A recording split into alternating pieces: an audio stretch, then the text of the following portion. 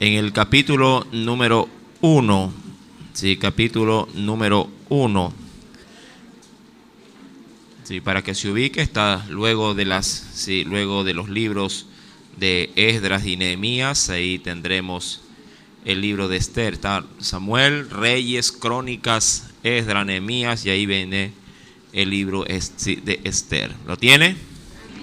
Y leemos la palabra del Señor, capítulo número 1. ¿Sí? Vamos a dar lectura.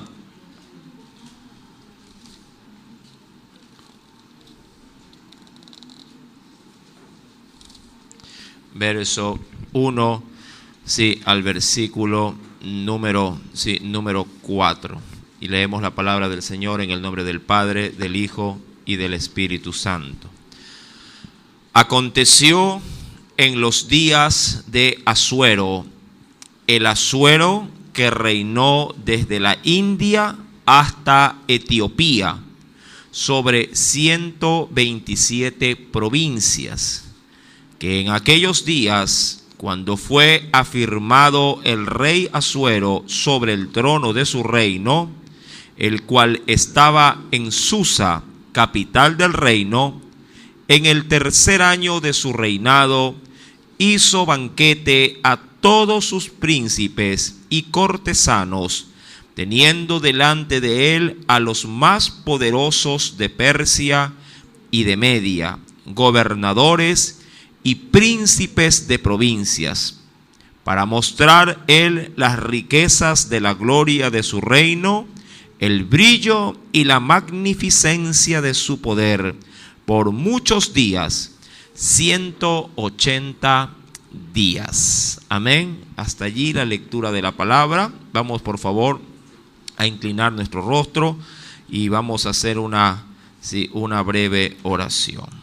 Oremos al Señor. Padre, en el dulce nombre de Cristo Jesús. Gracias, Señor, Padre, porque nos das siempre a través de tu palabra, mi Dios, el poder asimilar, oh Dios, la enseñanza, el poder ver todo lo que tú tienes, Padre, tanto para tu pueblo como para aquellos que están, Padre, por primera vez posiblemente escuchando, Padre, este tipo de enseñanzas. Mi Dios, te agradecemos infinitamente, ya que a través de este Dios, tu pueblo, tú sí, no solamente conocimiento, que también, Padre Dios, mi Señor, es ya que tú siembras, que en su debido momento hará, obviamente, oh Dios, su efecto. Padre, prepara nuestros corazones, toma nuestra mente, toma nuestros pensamientos, no permitas que nada nos distraiga, que nada interrumpa esta comunión que, Padre, es menester tenerla, ya que este alimento, Señor amado, debe de producir en nosotros un fruto, debe de dar como resultado, oh Dios, algo especial para cada uno, Señor amado, de los que hemos dispuesto al venir aquí a tu casa. Señor, en tus manos nos depositamos. Gracias por la oportunidad que nos brindas de poder ingresar a estudiar un nuevo libro de la Biblia. Señor, bendícenos a través de este libro de Esther y que sea tu gracia y tu misericordia manifestándose de una manera sumamente especial. En el nombre de Cristo Jesús. Amén y amén. Bueno, antes de obviamente introducirnos en este precioso libro, hay que hacer un poco de historia. No sé usted qué tal se lleva con esa materia.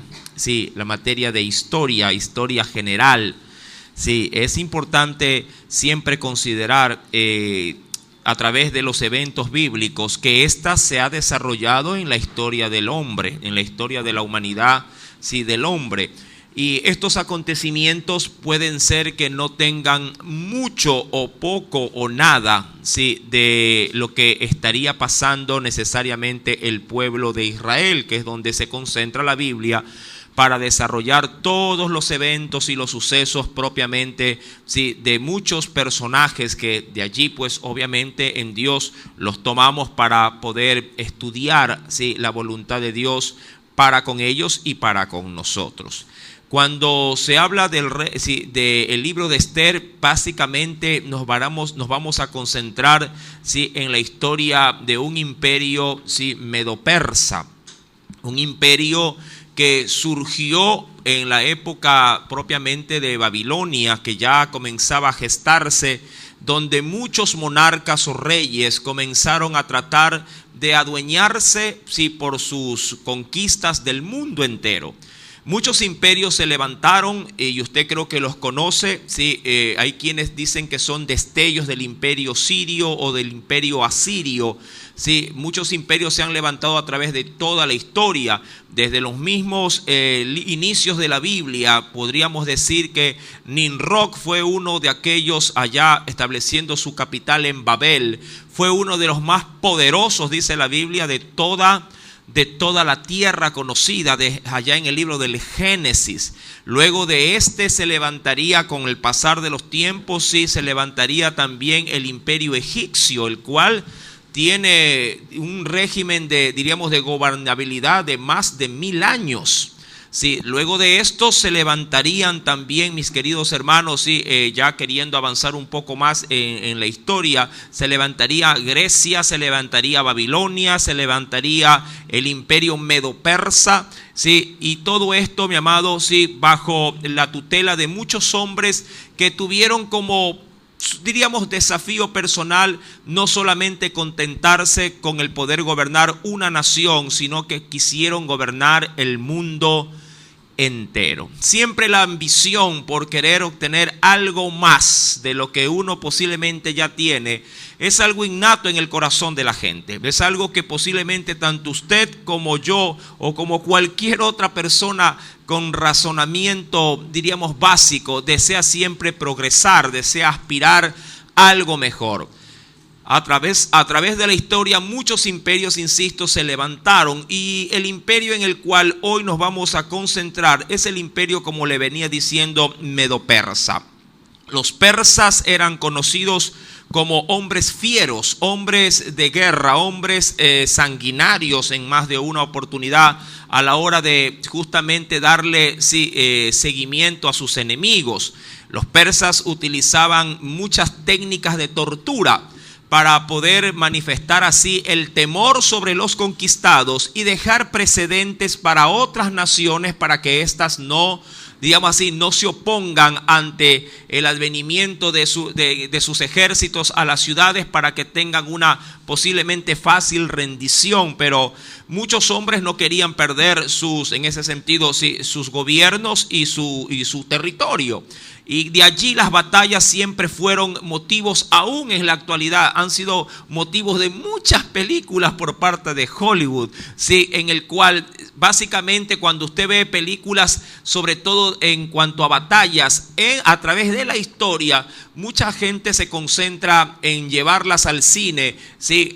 En la época justamente de los años aproximadamente 500 hasta el año 1000 antes de Cristo. Ahí diríamos que se llevaron a cabo las más poderosas, pero también más violentas guerras que este mundo, diríamos, en los siglos anteriores habría de experimentarse. También, de hecho, no podríamos decir que ya en nuestros tiempos también Alemania se levantó para poder conquistar el mundo entero. Sí, y esto causó, mi amado hermano, entre las dos guerras, tanto en la de 1914 como en la de 1944, mi amado, causaría más de 100 millones de muertos. Sí, esto ha cobrado más vidas que cualquier pandemia. Sí, mi querido hermano, este acontecimiento, sí, del libro de Esther básicamente se lo hará en medio de un imperio, sí, que había hasta la fecha, y ya lo veremos más adelante, había conquistado no solamente todo el Golfo Pérsico, como para que se dé una idea, toda Arabia, Arabia Saudita, Siria, sí, todo lo que era Palestina, todo lo que era Egipto. Mi amado, este imperio se había levantado, como más adelante lo dirá el texto, sí, desde la India hacia Etiopía, todo lo que era básicamente el norte de África. Diríamos que había inmerso casi cerca de 3 continentes, ojo, casi 3 continentes, sí, con excepción de Europa, que se encontraba todavía, dándole resistencia. Tanto los grecos como Atenas, hablando propiamente Grecia, sí, Esparta, entre muchas otras naciones, o por lo menos las que más se conocen, Antioquía, todas las ciudades griegas, mi amado hermano, estaban en plena resistencia en los tiempos de la reina Esther. Asuero, del cual se habla en la Escritura, no es otro más que el gran emperador Jerjes I. ¿Sí? Jerjes I. Se lo conoce como Asuero en la Biblia porque fue traducido del idioma griego hacia el idioma hebreo o latín. Tanto en el hebreo como en el latín el nombre es, mi amado hermano, sí, Asuero, pero los grecos, sí, Grecia lo llamó Jerjes. Ahora, su nombre como tal, hablando de este rey Jerjes, ¿sí? Es un nombre que, al igual como el hebreo, no tiene vocales, ¿sí? Es una pronunciación un poquito extraña. Hay unos que tienen allí, he visto en ciertas nomenclaturas históricas de hallazgos arqueológicos, que tiene la J, la H, ¿sí? Y también otra J y otra H y una S. Entonces la pronunciación es un poquito compleja, pero Jerjes es algo que más se le podría parecer. Ahora bien, este hombre, mi amado hermano, como si usted ya va a la Escritura, este hombre había, dice en el versículo número 1, había gobernado tanto desde el territorio de la India hasta el territorio de Etiopía. Ahora bien, en la Biblia usted podrá encontrar más allá de este Asuero, si este rey Asuero, que insisto, le digo es Jerjes, sí, este rey también usted lo encontrará en el libro de Daniel, en el último, o uno de los últimos capítulos, allá en el capítulo número 9. Ahí también se levantaría el rey Asuero, pero ese rey Asuero no es el mismo rey que narra el libro de Esther. Por una sencilla razón: todavía en los tiempos de Daniel, quien gobernaba el mundo en aquel entonces era Nabucodonosor. Aun cuando él estuvo, hablando de Daniel, hasta los tiempos de Darío, sí, mi amado, sí, ya para aquel entonces ese rey Asuero ese emperador había muerto. Ahora, hubieron otros sucesores de acuerdo a la dinastía de Darío, ¿sí? De hecho, Jerjes, mi amado hermano, es hijo del rey Darío I. Si bien es cierto, él no tenía, hablando de Asuero, de ocupar, ¿sí?, el trono, ya que habían otros hijos primogénitos, inclusive ya había un primogénito de Darío. Si este rey, que posiblemente era el quinto o sexto hijo de Darío, fue el que tomaría a la larga, sí, todo el imperio conquistado en parte por su padre, más lo que él habría, sí, de conquistar. Cuando vamos a la Escritura, entonces, mis amados hermanos, vamos a ver o vamos a introducirnos en costumbres y en acontecimientos propios de un imperio que ya no es, insisto, ni Babilonia, ni mucho menos, sí, hablando de los hebreos. En el versículo número 2, sí, verso número 2, mi amado, la Biblia dice que en aquellos días, cuando fue afirmado el rey Asuero sobre el trono de su reino. Ahora, aquí hay algo curioso, porque tanto del versículo número 1 al verso número 2, mi querido hermano, habrían de pasar 3 años. Ojo, 3 años. Esos 3 años, mi amado, fueron años de cruentas guerras por parte de Asuero, justamente para poder conquistar esas 127 provincias o 127 reinos de los cuales habla el verso 1. Es decir, que cuando sube Asuero al trono, mi amado, su imperio era muy reducido, pero a través de grandes guerras, sí, comienza a ampliar y a adueñarse poco a poco de un vasto territorio. Si bien es cierto, era costumbre de aquel entonces que a los reyes de mayor renombre eran los que más reinos habían conquistado, este rey en particular tuvo que obrar con gran fuerza para poderlos obtener. De allí que él poco o nada comenzó a hacer alianzas. Y hubieron ciertos destellos de alianzas con ciertas provincias griegas para poder combatir justamente a otras naciones griegas, para que no se les oponga o no se les une en batalla, para él poder ingresar y conquistar con mayor facilidad. Pero le salió caro, de hecho. no hubo, y eso está en la historia general de la humanidad, no hubo a la verdad por parte del rey Asuero o Jerjes, que es el mismo, no hubo conquista total de Grecia. De hecho, nunca la pudo conquistar. Sí, hubieron ciudades que presentaron gran resistencia y no pudo Jerjes, por más que lo intentó, porque la zona geográfica se lo impedía. Estas naciones estaban, en más de una de ellas, estaban en medio de grandes océanos, de grandes mares o ríos, y eso fue, lo negativo en cuanto a su logística para poder entrar a conquistarlas. Ahora, cuando vamos al verso número 2, vemos a un rey que aparentemente está gozando o disfrutando de cierta tranquilidad, ¿sí?, luego de tantas guerras cruentas. Diríamos 3 años de guerras. Ojo, 3 años de guerras. ¿Sí? Eso es importante considerar porque eso dará pauta a lo que sigue. En esos 3 años de guerra, el pueblo, sí, por lo menos los soldados, los militares, sus príncipes, sus generales, todos estos se habían ausentado, obviamente, de sus tierras natales y de sus imperios que les iban delegando para que los gobierne. El rey era uno, pero los sátrapas o gobernantes eran otros, que eran no otra cosa más como gobernadores puestos en cada provincia conquistada.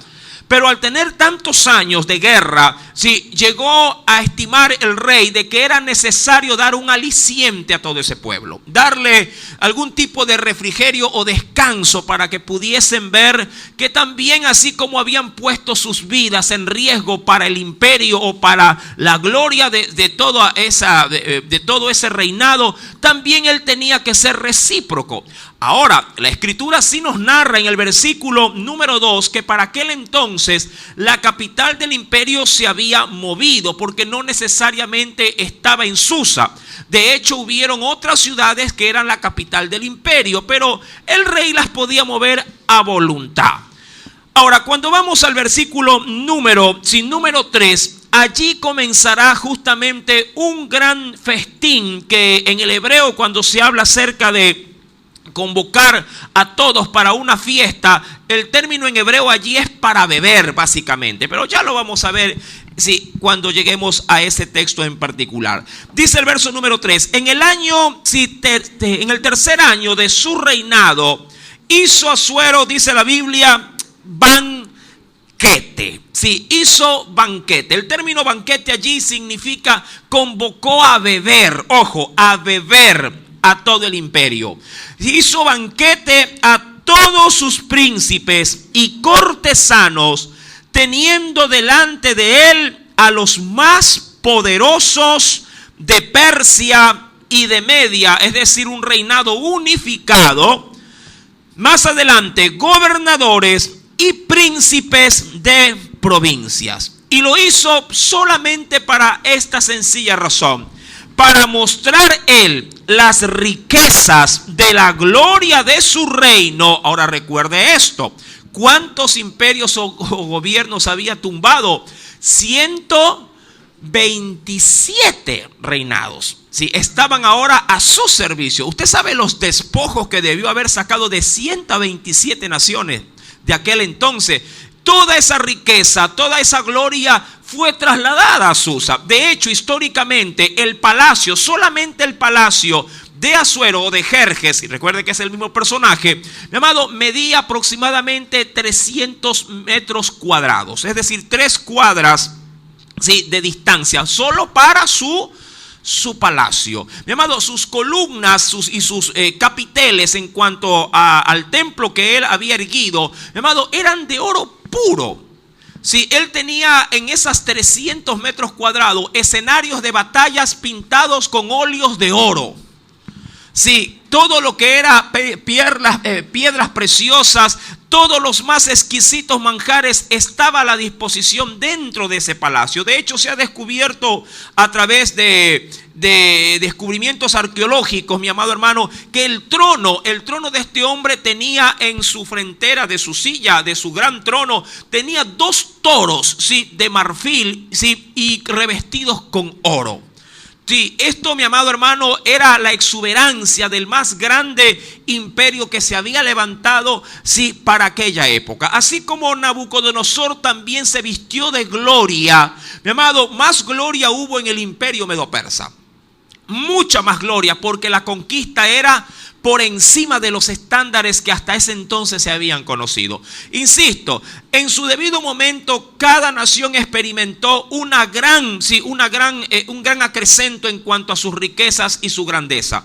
Ahora, cuando vamos al verso número 4, este rey lo hizo, dice la Biblia, convocó a toda su gente para mostrarles las riquezas de la gloria de su reino. Y también aparte el brillo y la magnificencia de su poder por muchos días. Y da la referencia, medio año se tomó. De hecho hay, mi amado hermano, diríamos, hay mención de cuánto duraría necesariamente, o desde cuándo empezaría. Si desde el 14 de abril, dicen algunos, empezarían las festividades, ¿sí?, de esta gran ceremonia, tanto religiosa pero también alcohólica, porque a la verdad las borracheras eran el orden del día durante 180 días consecutivamente. Ahora, no nos confundamos, esta festividad,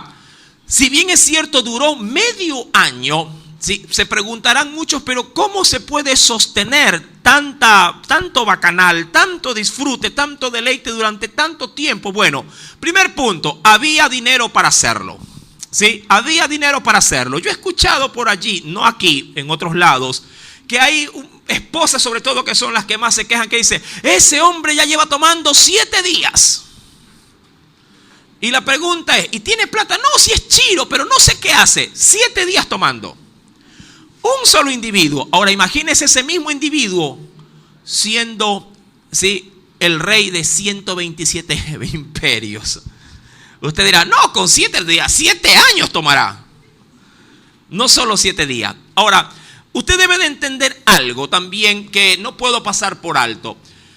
Para aquel entonces, ya hablando de los tiempos propiamente de Esther, en aquel entonces, ¿cómo estaba, sí, Israel? ¿Cómo estaba Jerusalén? Bueno, ya la aparición de Daniel, el gran profeta Daniel, ya había concluido. Él ya no se encontraba, él ya había muerto. Y Esdras y Nehemías, mis amados hermanos, que son protagonistas también que le preceden al libro de Esther, ya habían convocado a toda la nación en los tiempos de Darío para que regresen tanto del imperio babilónico hacia Jerusalén para volver a repoblar, sí, en este caso Israel.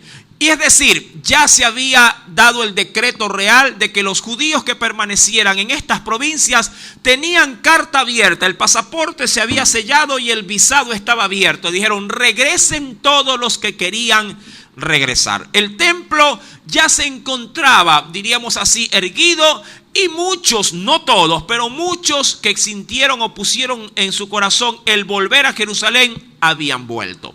Sí, hasta allí diríamos los acontecimientos dentro de la nación judía. Ya habían vuelto, pero muchos, mis amados hermanos judíos, se habían quedado en las naciones paganas. Uno de ellos, que obviamente va a resaltar en la Biblia, se llamará Mardoqueo. Y obviamente también, sí, juntamente con él lo hará, sí, una mujer llamada, sí, Hadasa. Hadasa era el nombre inicial de ¿quién? De Esther. Sí, estos dos, mis amados hermanos, sí, de alguna u otra forma habían encontrado comodidad. ¿En dónde? Justamente en Susa, la capital del reino. Me estoy adelantando en algo, pero quiero que entienda, sí, muy bien el entorno propio en el que vamos a estudiar este preciosísimo libro de Esther. Disculpen si de pronto no hay muchos versículos bíblicos que cotejar, pero yo les anuncié que esto más, por lo menos en el inicio, sí, en sus primeros indicios, esto hace más referencia a la historia universal, más que en los acontecimientos bíblicos. Ahora bien, mi amado, es necesario considerar que Mardoqueo, sí, aquí para muchos se van a desilusionar de ambos, tanto de Mardoqueo como de Hadasa. ambos, mi amado, habían elegido y preferido quedarse en Susa, en esa capital del imperio. Ellos no regresaron juntamente con los judíos exiliados a Jerusalén cuando fue convocado en su debido tiempo. De hecho, mi amado, este rey Asuero estaba en pleno apogeo cuando Esdras hizo la convocación para con su padre Darío. Ya diríamos, Jerjes estaba allí pero no gobernaba, pero Darío sí estaba gobernando. Ya posiblemente su hijo Jerjes era un regente del imperio, es decir, que cuando Darío salía a batalla quedaba en el trono temporalmente ¿quién? Jerjes. Ahora, hay quienes lo confunden con Artajerjes. Se parecen, pero no son iguales. De hecho, si usted viene conmigo a la escritura, acompáñeme por favor. Siempre es importante considerar ciertos aspectos, diríamos, dentro de la narración bíblica. Cuando vamos, mis amados hermanos, al libro de Esdras. Acompáñeme por favor en el libro de Esdras.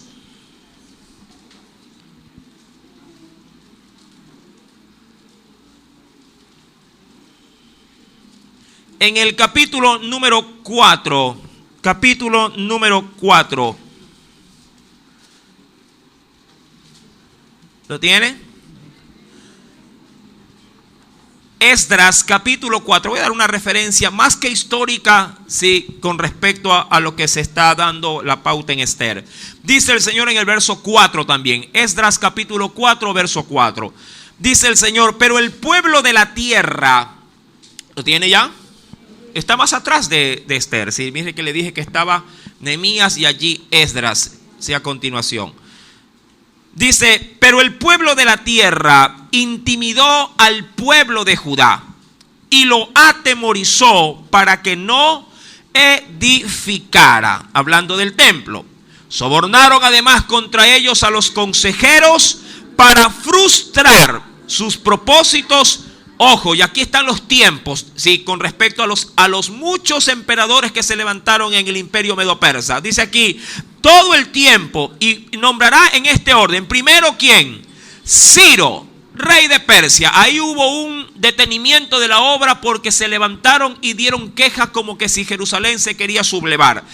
En el tiempo de Ciro, rey de Persia. Luego dice, hasta el reinado de Darío, que es el padre de Jerjes o de Asuero, rey de Persia, hasta también luego en el versículo número 6 y en el reinado, y aquí aparece otra vez el personaje de Esther, y en el reinado de Asuero, en el principio de su reinado, es decir, en los 3 primeros años de ese reinado, en los cuales él tuvo que tomar de buena o de mala gana el control de todo lo que quería gobernar.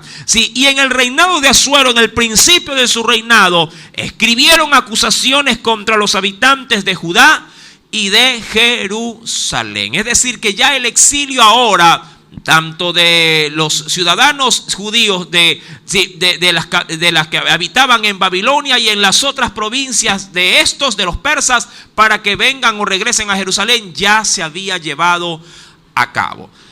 Ahora bien, cuando retomamos el libro de Esther, capítulo número 1, libro de Esther, capítulo 1, en el versículo número 4 vemos las intenciones del rey.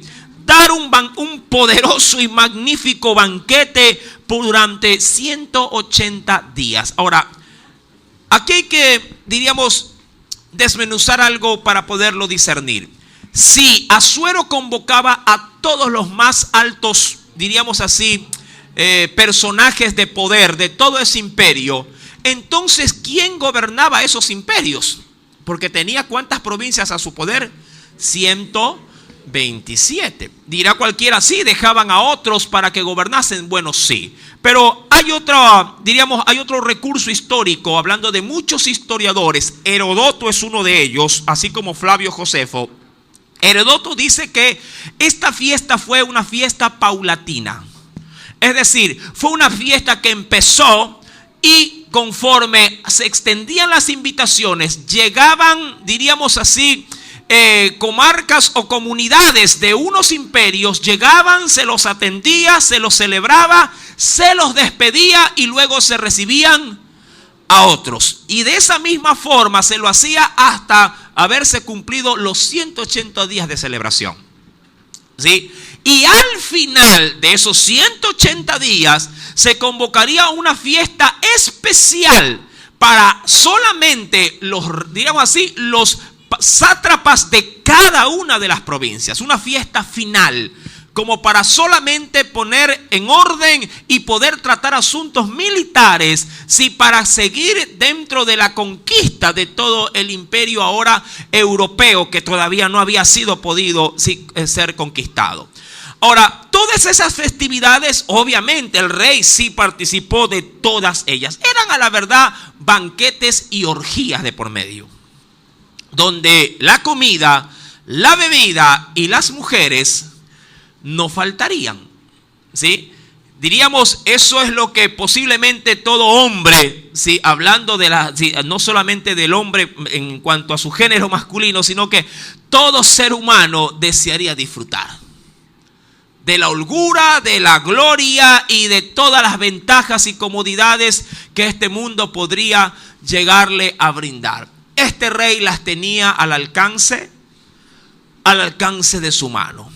Para este entonces, los años, sí, porque es importante, creo yo, considerar estrictamente, irán desde el año 519 antes de Cristo hasta el año 465 antes de Cristo. Recuerde que antes de Cristo nosotros contabilizamos de manera inversa, ¿verdad?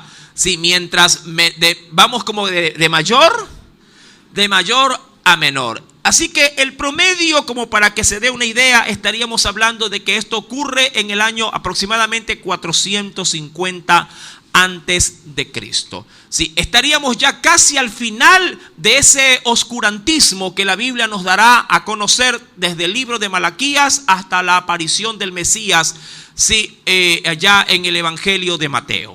Si 400 años de silencio, si esto más o menos ocurriría 450 años antes de la venida de Cristo. Ahora, mis amados hermanos, este banquete está en todo su apogeo, ya sabemos las intenciones, y aquí al término del del versículo número 4 duraría 180 días. Verso número 5, vamos a comenzar a hilar fino dentro de este preciosísimo texto. ¿Lo tiene? Sí, léalo por favor.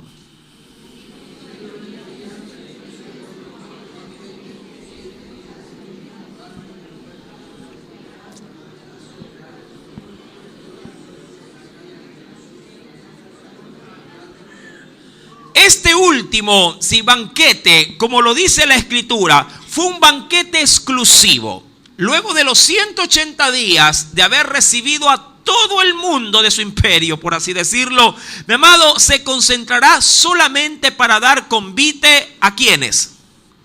A los que estaban en su ciudad, en la capital. Versículo número 5. Cumplidos estos días, hizo el rey otro banquete por 7 días en el patio, dice aquí, del huerto del palacio real. Esto ya no fue dentro del palacio, sino fuera del palacio, pero diríamos así, en las estancias o en el porche del palacio, donde entraba cualquier cantidad de gente por las dimensiones de este. Dice, a todo el pueblo que había en Susa, capital del reino, desde el mayor hasta el menor. Y eso hablando no tanto de edad, sino de jerarquía. Versículo número 6. El pabellón era ¿de qué color? Blanco, verde y azul, tendido sobre cuerdas de lino y púrpura en anillos de plata y columnas de mármol. Eso era obviamente la parte externa. Los reclinatorios, que eran, diríamos, como sofás a ras de suelo. Debemos de entender esto. La forma de inmobiliaria de los medos persas no eran como los muebles que usted tiene en su casa. Ellos tienen otra forma y otros modismos en cuanto a amoblar sus estancias. Así como para nosotros posiblemente es un poquito medio difícil poder entrar a un dormitorio donde la cama está a ras de suelo, ¿verdad? Por lo general usted compra una cama, un mueble, y sobre ella ¿qué pone? El colchón. En otras culturas hasta la presente, mi amado, sí, los colchones prácticamente van al piso. Sí, de allí también sí que se podría decir que en otras culturas hasta para ingresar a las casas lo hacen. O usted hoy por la pandemia se saca hasta los zapatos para ingresar, pero en otras culturas es de ley que toda persona local o visitante deja los zapatos afuera en el porche y entra o ingresa sin zapatos. Sí, de allí que hay que asegurar de que las medias no tengan hueco. Versículo número 5. Estos reclinatorios no son otra cosa más que muebles casi que a ras del suelo. Y la Biblia me dice que este tipo de mobiliarios, y lo resalta para ver simplemente la grandeza de ese imperio, tanto en la parte interior como exterior de ese palacio, nos dice que eran de lino, en anillos de plata, en columnas de mármol. Los reclinatorios eran de oro y de plata, sobre un losado de pórfido y de mármol y de alabastro y de jacinto, diría cualquiera, en piedras preciosas. Y daban a beber. Mire la grandeza, esto es importante, por eso le digo que esto era un bacanal. Donde hay licor hay degradación, quiera o no. Verso número 7. Y daban a beber en vasos de oro, ¿sí?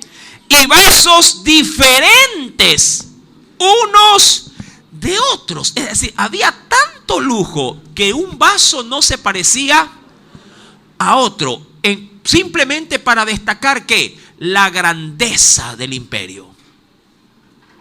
Imagínese usted, un vaso difiere de otro. Si cuando usted está buscando que si compra un jueguito de vasos tienen que ser igualitos, ¿verdad? Y hay unos que no se complican, de plástico para que no se rompan, o de aluminio.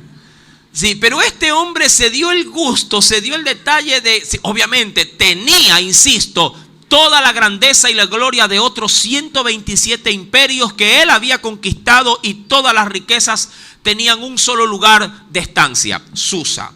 Versículo número 7. Daban a beber en vasos de oro y vasos de diferentes, unos de otros, y mucho vino real, es decir, mucho vino de buena calidad. Amén. De acuerdo con la generosidad del rey. Y la bebida era según esta ley. Imagínate, como que el gobierno diga a beber, y el que no bebe, cárcel. Todos los borrachos dicen, yo voy a cumplir la ley. La Biblia dice que las leyes deben de ser obedecidas. Dice, y la bebida era según esta ley, que nadie fuese obligado a beber, por un orden, ¿sí? Porque así lo había mandado el rey a todos los mayordomos de su casa, que se hiciese según la voluntad de cada uno. Ahora, yo me imagino que los borrachitos del imperio, que han de haber habido muchos, dijeron, no, el rey dijo carta abierta, barra. Bien que los agarra libre, dice, ¿no? En el mundo, pues no. Amén. En el mundo, ya en Cristo no. Asimismo, sí, dirá la reina llamada Vasti, poco se sabe de ella, por cierto, hizo un banquete para las mujeres en la casa real, sí, del rey Asuero. Es decir, que mientras el pueblo estaba fuera, sí, dentro de la casa real, en su interior, lo hacía la reina Vasti. Verso 10, léalo.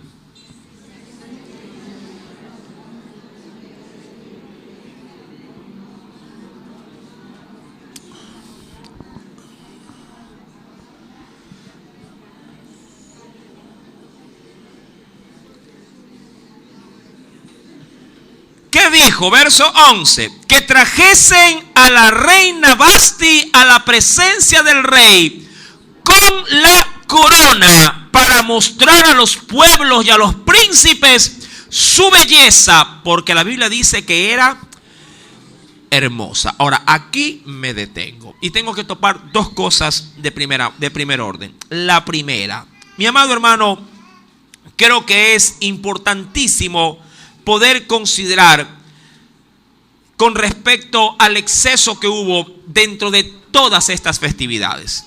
Se le dio, como usted, y de hecho creo que lo realza la Biblia, aquí no dice más allá de los banquetes que se dieron, sino que todo se concentra sobre todo en el aspecto de la bebida. La bebida fue a tal punto, mi amado hermano, que los hombres se embrutecieron. Ahora, hay un comentario bíblico que me gustó mucho poderlo apreciar, en el cual se dice que cuando el rey y todos sus cortesanos se hastiaron de todo lo tradicional que ya era para ellos ya común. Imagínense, estamos hablando de cuántos días bebiendo. 187 días. Hastiado de sobrehastiado de la bebida. Sí, y haciéndolo con tanto lujo, con tanto esplendor, con tanta grandeza, mi amado, que llegó un momento en que ya nada satisfacía a los invitados. Ya nada complacía. Añada a esto que estos convites no eran solamente de copas, eran también de orgías. El rey tenía a su haber concubinas a diestra y siniestra. Amén. Todo lo que se manifestaba en estas festividades era así, sobrepasando los límites de la cordura. El alcohol, mi amado hermano, por lo general siempre viene sí, con degradación. Por lo general es así. Y obviamente habrían todo tipo de borrachos dentro de este tipo de celebraciones. Hay unos que son, como dicen algunos, buenos borrachos, que toman, se quedan como pollito en una esquina y ahí mueren. Hay otros que son escandalosos. Hay otros que son Superman, que quieren pegarle a todo el mundo. Hay otros que son románticos, que cada vez que beben se acuerdan que tienen mujeres y que la aman, ¿sí? y se ponen a pedir perdón. Cuando se ponen ya en buen estado dicen yo. ¿Sí? Bueno, todo esto, mi amado, fue por encima de todo escándalo. Ahora, hay un comentarista bíblico que dará una pauta, ¿sí? por los acontecimientos que vamos a leer. Sí. Insisto, no hay muchos aspectos bíblicos que rescatar, pero otro aspecto que sí debo yo de considerar es con respecto al exceso de la bebida que hubo. Diríamos a los desenfrenos que se provocaría al exceso de la bebida. Cuando uno va al libro de Habacuc, acompáñeme por favor. Sí, en el libro de Habacuc, ¿dónde está? Hoy día los cogí con los textos bíblicos. Que está en la Biblia. ¿Es bíblico eso, hermano? ¿O también es de la historia? Bueno, es de la historia bíblica. En el libro de Habacuc, ¿ya lo encontró? Le ayudo.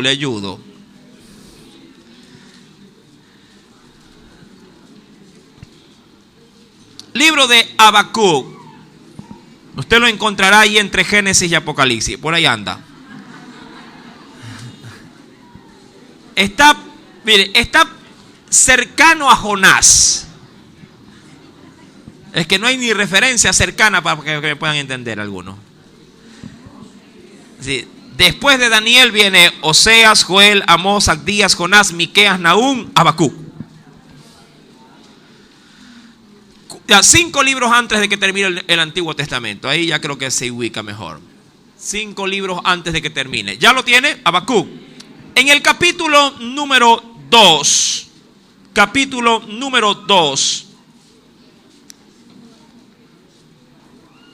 Habacuc, capítulo número 2. Quiero rescatar 2 versículos bíblicos. Verso número 15 y verso número 16. Verso 15 al verso número 16. Dice el Señor allí: ¡ay! Sí, un ay de juicio o de dolor. ¡Ay del que da de beber a su prójimo! Ahora, entendamos esto bajo el contexto propio del rey a lo que se había manifestado en el imperio, en todo el imperio. ¡Ay del que da a beber a su prójimo! ay de ti que le acercas tu hiel y le embriagas, dice allí, para mirar su desnudez o para avergonzarlo. Te has llenado, dice el verso 16, y esa es la consecuencia, te has llenado de deshonra más que de honra. Mire que hoy por hoy usted ve a veces a la gente orgullosa yendo a los centros comerciales, a las licorerías, a cualquier, y cogen con orgullo, sobre todo cuando compran una marca cara de cerveza. No, yo tomo en lata, dice así, se las cogen, la ponen en los carritos. No, yo no tomo cualquier cosa, yo tomo whisky, ¿verdad? En el mundial, digo yo, eso es así. La gente manda a comprar con orgullo. Anda, cómprate 10 jabas de cerveza. Yo no soy de una, 10. Lo que para el hombre es orgullo, para Dios es degradación. Dice el Señor que en vez de haberte honrado, te has llenado, dice la Biblia, verso 16, te has llenado de deshonra, más que de honra. ¿Cómo Dios pagará ese asunto? Dice, bebe tú también. Dice aquí, y serás descubierto o desnudado el cáliz, pero ¿de quién? De la mano derecha de Jehová vendrá sobre ti. Es decir, hablando del cáliz o de la copa de la ira de Dios. Sí, y vómito de afrenta vendrá sobre ¿qué? Sobre aquello que tú has dicho que es tu orgullo, tu gloria. Mi amado, estos acontecimientos, estas borracheras y estas orgías que no tenían al parecer principio ni fin, amado, provocarían un terrible desenlace. Lo que posiblemente empezó como una gran fiesta terminaría como una gran locura. Hay un comentarista que es el que le quería hacer referencia, que hace saber que el rey, hastiado de tanta ostentación, sí, y rayó en la locura el querer pretender sacar a su, digamos así, a su gran corte de borrachos, mandar a ver a la reina Esther totalmente desnuda, solamente puesta su corona. Opto mucho por este tipo de interpretación o más que todo de análisis. Que había tanta, digamos así, depravación, tanta lujuria, se había desbordado los límites digamos así, de la cordura, que el rey ordena a enviar a ver a su mujer totalmente desnuda, exhibiendo sí, su gran, preciosa y magnífica corona que le atribuía el título de reina. Y como era una mujer sumamente hermosa, su hermosura tenía que ser vista por todo su imperio. Por lo general, una mujer persa, llamado, tenía que salir vestida, en atuendos normales, tenía que salir vestida prácticamente cubierta desde la cabeza hasta los pies. No se podía ver, pero él quería enseñar la hermosura de su mujer.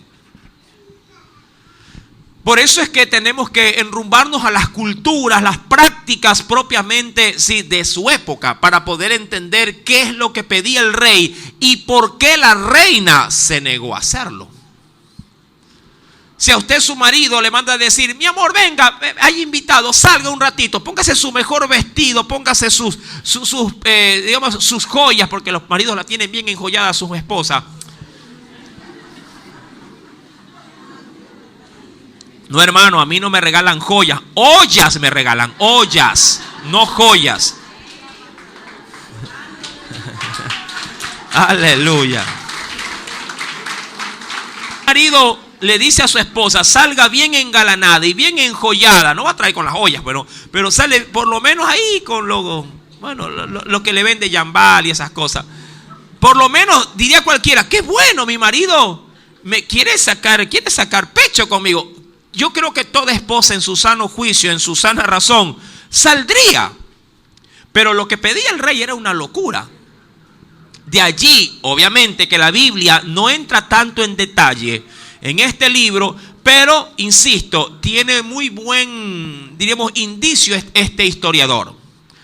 Cuando vamos a la Escritura, en el versículo número 11, cuando el rey solicita que se traiga a la reina Vasti y de allí mencionará también a los eunucos, que serán los encargados de prácticamente proporcionarle al rey toda la diversión posible.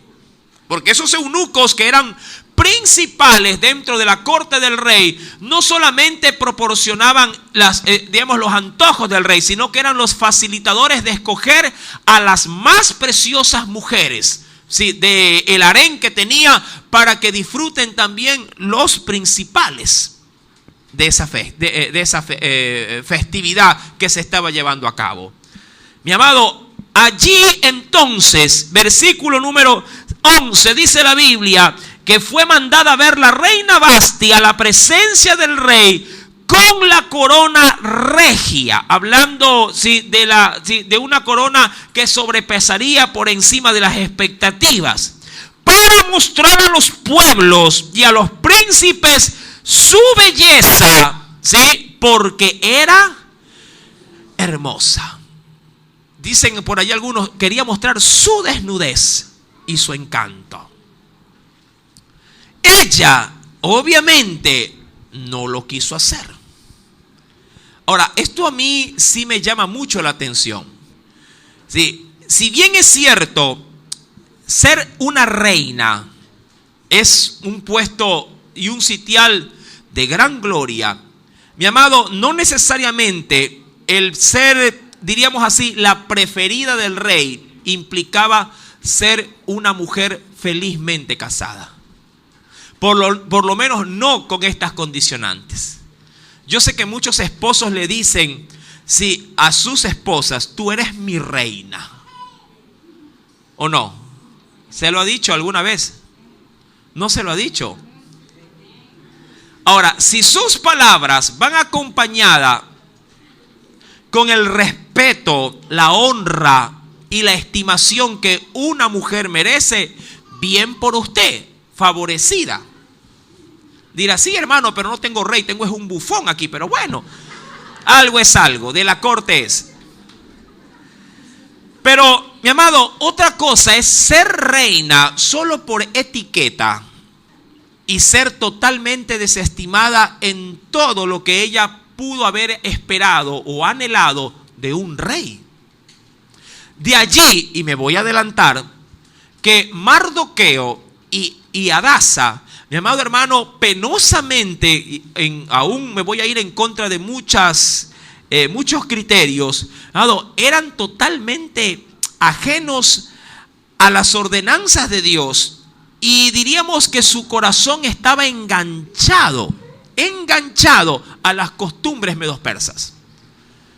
De hecho, el nombre de Mardoqueo se deriva del dios babilonio, Marduk. Dios pagano, por cierto, mientras que Esther viene de la diosa en nombre, en significado, Istar. La diosa o la mujer de Marduk, diosa de la fertilidad o de la fecundidad, que no era otra cosa más la diosa de la prostitución. Dicha de otra forma. Mardoqueo, que más adelante saldrá en el escenario, cambiará su forma de ser, para con todo lo que implicaba el imperio medo-persa, cuando Dios le haga experimentar una terrible decepción. Eso lo veremos después, pero lo dejo ahí con el caramelo, como que se lo probé, como que pruebe el chupete y le saco el chupete y digo: bueno, más tarde te lo comes. Ya lo veremos. Versículo número 12. Mas la reina Vasti, y ponle asunto a esto, mas la reina Vasti no quiso comparecer a la orden del rey enviada por medio de los eunucos, y claro, y el rey se enojó mucho y se encendió en ira. Borracho, decepcionado por haber sido ridiculizado en frente de toda una corte donde habían príncipes, gobernadores, había la gente más, digamos así, o el grupo más élite de toda la nación de Susa, la capital, Mi amado, vieron cómo el rey y su palabra para la reina no servía para nada. Ahora, yo quiero resaltar o quiero remarcar a Vasti. Eso sí, no es de, digamos así, de menosprecio ver algo tan digno que hizo esta reina.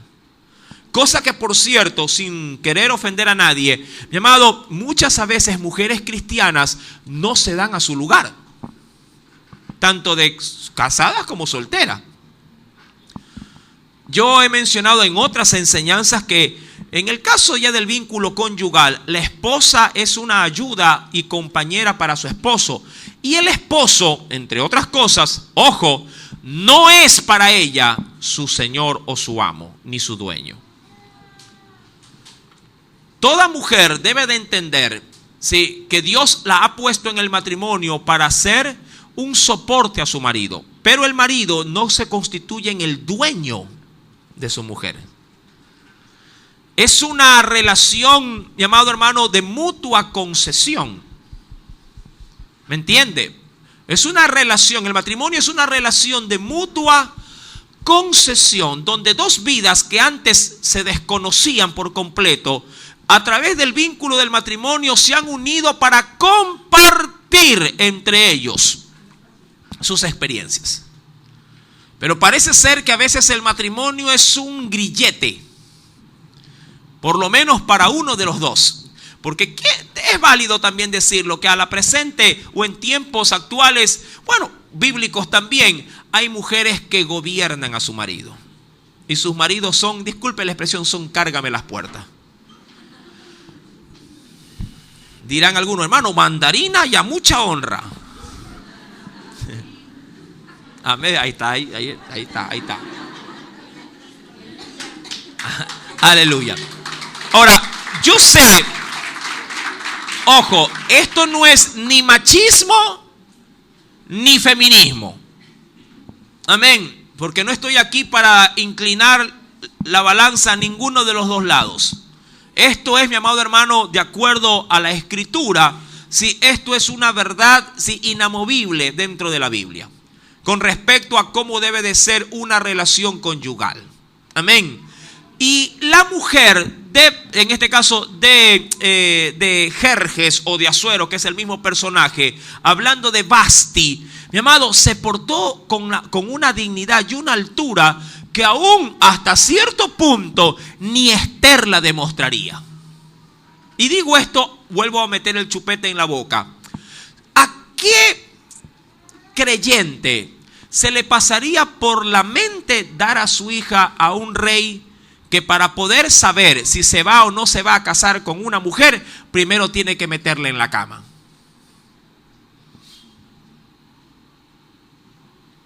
Es como que se le diría, mira, prueba a mi hija, si te gustó, te la quedas, y si no, me la devuelves. Eso hizo Mardoqueo. Y eso consintió, ¿quién? Esther. Ellos tendrán que tener su experiencia, como decimos como padres a los hijos. Tú lo que necesitas es que pasar tu propia experiencia de amargura, de tropiezo, y entonces me dirás, ay, papá, mamá tenían razón. Ahí está. Pero claro, aprendemos siempre bajo las malas circunstancias, nunca bajo las buenas. Cuando ya vienen pipona, ay, papá, me dejó, y venga, mi amor, venga. Está fregado ya está fregado. Ya la torta fue comida. Y las consecuencias son a largo plazo. Amén. Usted se ríe, ¿verdad? Da motivo de risa, pero las que ya fracasaron dirán, hermano, yo no me reí, lloré mucho luego de haber fracasado. Quiero que entienda esto, mi querido hermano. Vasti se portó a la altura. Fue una mujer que le supo decir ante una locura. Por eso es que comparto mucho el comentario de este historiador, sí, que este hombre le pidió algo fuera totalmente de orden.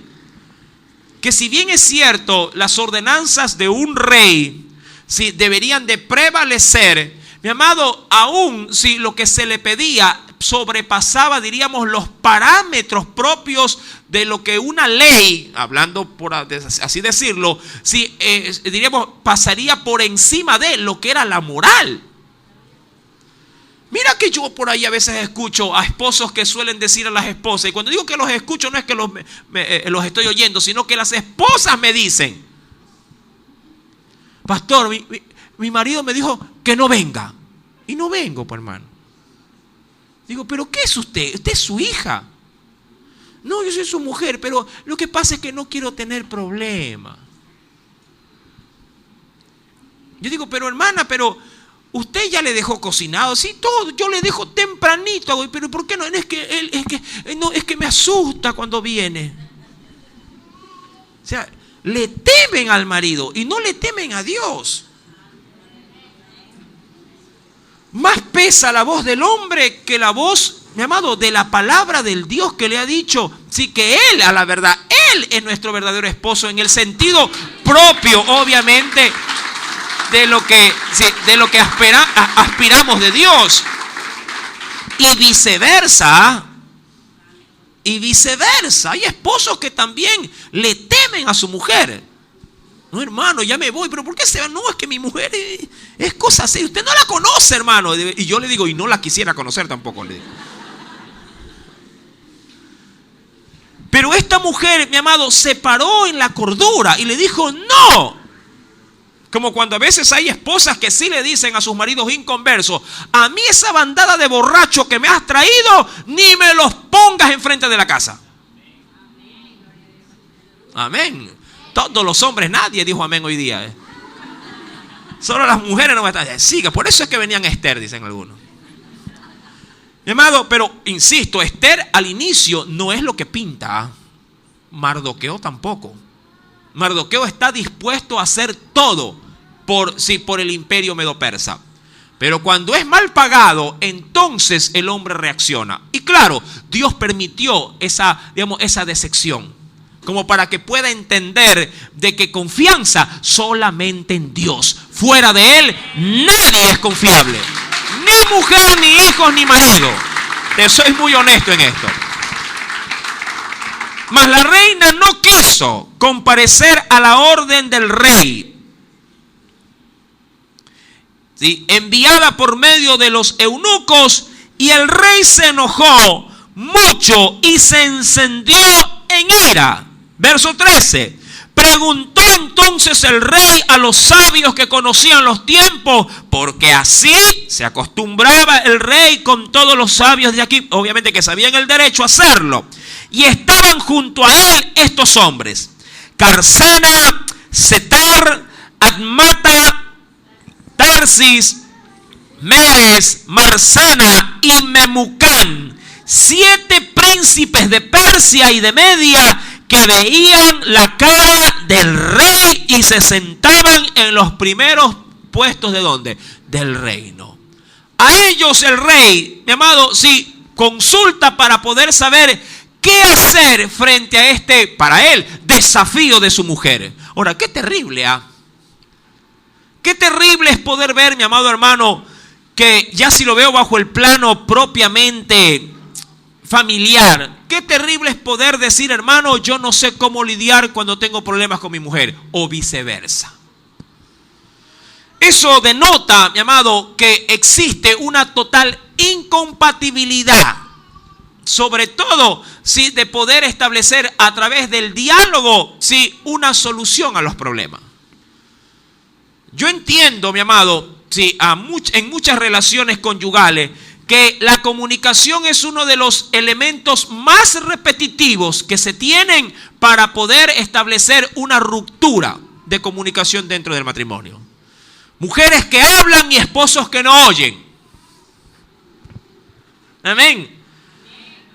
La verdad es esa. O esa es una de las grandes crisis matrimoniales que se suelen dar en el ámbito cristiano, porque no puedo hablar hoy por hoy con respecto a este tema fuera de ese orden. Aún en el ámbito cristiano. Pastor, me dicen, yo le hablo, yo le digo, pero él no me escucha. Y no es que no le escucha porque no le está oyendo. La oye, pero no está dispuesto a dar su brazo a torcer. Yo ya le he dicho que él tiene que dar la cara para un problema. Él tiene que resolver. Todo me lo deja a mí. Las hermanas me van a saludar muy fuerte allá afuera hoy día. Eso, pastor, sígale dando. Digo, no, tranquila, que esa no es mi intención. Mi intención es que, mi amado, corrijamos lo deficiente en los hogares. Mi amado, buscar, si bien es cierto, consejo es bueno, usted no puede bajo ninguna circunstancia codepender de un consejero. Un consejero ayuda, ¿sí?, cuando la situación se ha vuelto insostenible. ¿Sí? El consejero ayuda y de hecho nosotros tenemos todos los días para aconsejar matrimonios. Ahora, que usted no los quiera buscar no es mi problema. Pero el día que usted venga a pedir consejo, una recomendación le doy. Trate de que el problema no se hayan salido de proporciones. Porque piensan que el consejero sí tiene la solución o tiene una varita mágica para resolverle el problema de toda una vida. Y eso no es así. Quiero que entienda esto. No hay mejor cosa que tratarla que cuando está a tiempo de ser tratada. Usted no puede llevar a su hijo al doctor con más de 40 grados de temperatura. Llévelo cuando tiene 38, 39. Si lo lleva más ya prácticamente con crisis, con convulsiones, hermano, hasta se le puede morir en las mismas manos del doctor. Y a la larga no le puede decir al médico que ha sido una mala práctica médica. Quiero que entienda esto. No hay mejor cosa que resolver problemas conyugales cuando esto se los detecta a tiempo. A veces decimos, pastor, tengo años tratando esto con él y no, así que hemos venido a usted. Y yo digo, ¿y yo qué puedo hacer ahí? ¿Cuánto tiempo? ¡Años! Y todavía me dicen, hermano, ¿y con cuántas veces tengo que venir? Yo digo, siquiera vengamos un año para resolver 10 años de problema. Por lo menos creo que un año compensa. No, pues hermano, tanto. Mi querido, el rey obviamente no tenía ni los pantalones, ni la autoridad. Qué curioso, 127 provincias se inclinaban y obedecían al rey. Y su mujer no podía ser gobernada. Dirán los varones, hermano, así es mi mujer. Todos me obedecen, menos ella.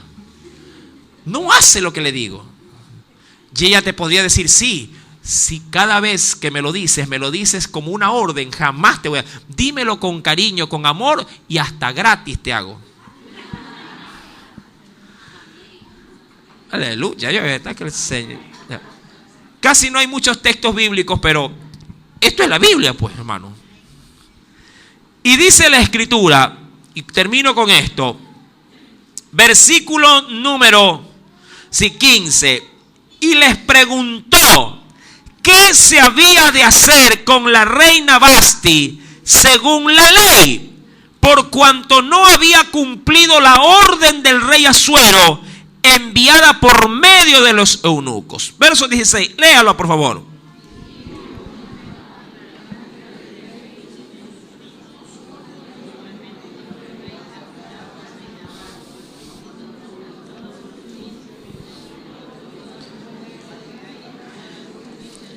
Ahora, esto es impactante, porque dice, porque este hecho o este acontecimiento que la reina obviamente ha realizado va a llegar a los oídos de todas las mujeres. Y ahí va a decir, mujeres al poder, mujeres al poder. Dice, va a llegar a oídos de todas las mujeres y ellas tendrán en poca estima, ¿a quiénes, mi amado hermano? A sus maridos, diciendo, el rey Asuero mandó a traer, dice aquí, ¿a quién? A la reina. Pero ¿qué ha acontecido? Dice aquí, delante de ella la reina Vasti, y ella no le hizo caso. Ahora, yo sé que hay ejemplos que seguir, ¿sí?, cuando son buenos, pero también los malos ejemplos se deberían de descartar. Mi amado, no es algo escondido, que a veces las formas y las maneras en que conducimos nuestros hogares se deben penosamente a malos consejos de nuestro entorno. De hecho, creo yo que los consejeros matrimoniales de los hogares comunes de nuestra sociedad, por lo general suelen ser las mujeres, otras mujeres u otros varones que están cercanos a nosotros. No necesariamente alguien profesionalizado como para dar un consejo. Es típico ver cómo una mujer fracasada le dice a otra: mira, yo de ti hago esto. Yo digo, ¿y con qué autoridad? Y usted le dice, oye, ¿y tu marido? Ah, no, es que ese es otra cosa. Pero yo de ti hago esto. Oye, ¿y tus hijos? Ah, no, es que esos son más grandes, pero de tus hijos yo les haría esto. Lo mismo pasa con los varones. Ay, varón, ayúdame, pana, ¿qué hago en la casa? Esta mujer es... Ah, no, déjala que viene. Una se va, vienen 7. Así de fácil piden consejo, ¿verdad? ¿Sí ha escuchado, no? Claro, así es el consejo allá afuera. Mi amado hermano, mas sin embargo, si bíblicamente hablando, mi amado, cuando usted tiene problemas conyugales, lo primero que debe de hacer, ante todo, es recurrir a la primera carta a los Corintios capítulo 7. No voy a adentrarme, obviamente, pero le doy la pauta. Si usted tiene o comienza a tener situaciones adversas en su matrimonio, mi amado, acuda a primera carta a los Corintios capítulo número 7. Por lo menos allí usted tiene una base, tiene un piso, tiene, diríamos, un colchón donde descansar, donde poder decir: Señor, yo creo que mi situación está aquí, este es mi problema. Ahora, si usted quiere ya en detalle de lo que dice la Escritura con respecto a muchas situaciones en el matrimonio y quiere aparte un consejo adicional, amado hermano, en mi caso estoy a las órdenes. Eso sí, no me traiga problemas de hogares de otras iglesias. Déjelo a los pastores de ellos que devenguen el salario que cobran. Sí, nunca falta alguien que diga: pastor, tengo una hermana, es cristiana, que se congrega en las asambleas de Dios para ver si usted le ayuda. Digo, pero ve, el Señor me puso sobre este rebaño, no sobre el rebaño de las asambleas de Dios. Ese rebaño tiene otro pastor, déjelo que devengue. No es que usted, hermano, usted es malo. No soy malo. Hermano, hay que ser justos. Vaya, dígale también a la vecina: vecina, cocíneme para mí y para mi marido. A ver qué le dice la vecina. Ay, cocínele usted, si es su marido, ¿acaso es el mío? Ya, no sea malita, vecina, lávele la ropa interior a mi marido. Los trapos sucios se lavan en casa. Amén. Y a mí el Señor me ha llamado a dar cuentas por esta congregación, no por las congregaciones de los demás.